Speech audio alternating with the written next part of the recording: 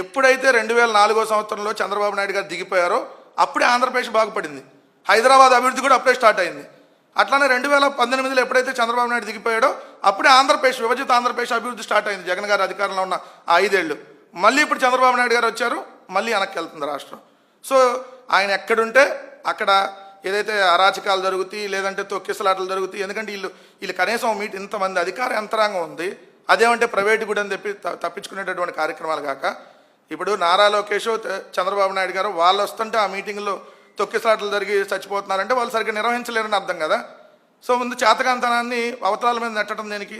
జగన్ గారు వెళ్ళారు కృష్ణా జిల్లా నిన్న, ఎక్కడన్నా ఒకళ్ళకన్నా ఆటంకం కలిగిందా? ఎక్కడ ఇబ్బందులు లేదు ప్రజలకి. సో కానీ మీరు ఎక్కడికి వెళ్తుంటే అక్కడ జనాలు చచ్చిపోతారు. ఏదైనా గుడికి వెళ్ళి దర్శనం చేసుకుందామంటే నేరుగా డైరెక్ట్ దేవుడి దగ్గరకు పంపించేస్తున్నారు. సో అదేందో వాళ్ళకి సంబంధించింది మా మీద నెట్టాలనేటువంటి ప్రయత్నం చేస్తే తిరిగి ఆ బురద మీ మీద పడుతుంది అన్నటువంటి విషయాన్ని గుర్తుపెట్టుకోమని చెప్తా ఉన్నాను.